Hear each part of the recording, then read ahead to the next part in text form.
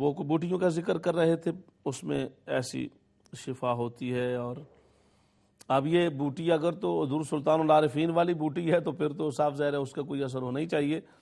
اور اگر کوئی آپ اور کسی بوٹی کا ذکر کر رہے ہیں، بوٹی ممانا بوٹی ہے، تو وہ دیکھنا پڑے گا اس بوٹی کا تعلق کس سطح تک ہے، کس حد تک ہے.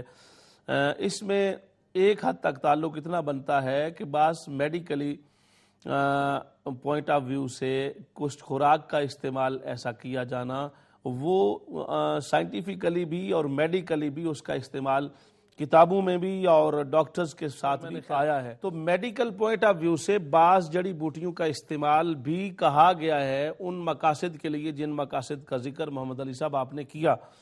اور یہ جو بطور خاص دو فیلڈ ہیں میڈیکل کے، ان میں اس کا استعمال لکھا گیا ہے، ریکمینڈ کیا گیا ہے، اور بہت کچھ اس پر موجود ہے. تو اس سینس میں بھی اگر وہ آپ باقاعدہ بوٹی کی بات کر رہے ہیں تو وہ اس سینس میں دوائیوں کے طور پر اس کا استعمال بھی کہا گیا. طب نبوی کی بنیاد پر آپ نے جس بات کا ذکر کیا تھا وہ مسلم شریف کی حدیث ہے، معتبر ترین حدیث پاک ہے، اور بخاری شریف میں بھی موجود ہے کہ کچھ لوگ آئے اور انہوں نے بیماری کی شکایت کی، ان کو مدینہ شریف کی ہوا راس نہ آئی، ایک قول میں یہ بھی ہے. تو نبی پاک صلی اللہ علیہ وآلہ وسلم نے ان کو اونٹنیوں کا پیشاب پلایا جس سے وہ صحت یاب ہو گئے. تو اس میں یہ باقاعدہ حدیث پاک ہے.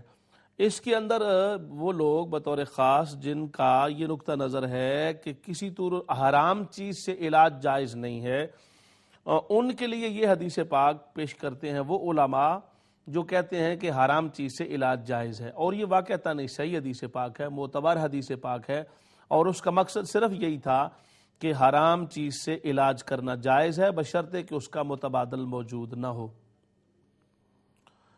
اور دوائی کے لیے اسی وجہ سے آپ نے دیکھا کہ جب کوئی میڈیسن اور نہیں رہتی تو ایسی شکل میں استعمال کرنا جائز. طب نبوی کی بنیاد پر استعمال کرنا حرام چیز کا بطور دوائی کے اسی حدیث پاک کی روشنی سے جائز ہے.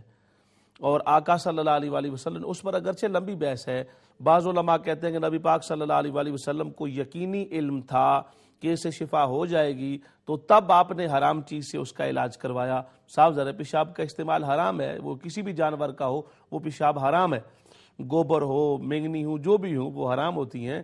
تو لیکن اس کے باوجود علاج کروایا کیونکہ نبی پاک صلی اللہ علیہ وسلم کا علم یقینی تھا. لیکن علماء کرام نے کہا کہ جس طرح وہ علم یقینی تھا وہ نبوت کی شان کے ساتھ یقینی تھا، لیکن جب ڈاکٹر ریکمینڈ کرے اور ساتھ کہہ دے کہ اس کا کوئی متبادل نہیں ہے تو وہ بھی یقینی علم کی جگہ ہی ٹریٹ کیا جائے گا اور وہ مقام علم یقین پر ہی ہوگا. حرام چیز سے، حرام دوائی سے علاج کرنا اس صورت میں کہ جب اس کا کوئی متبادل نہ ہو، اس کی جگہ کوئی اور دوائی استعمال کرنا ممکن نہ ہو، وہ دوائی ملتی نہ ہو یا انسان کی رسائی نہ ہو اس حد تک، تو حرام دوائی سے علاج کرنا جائز ہے.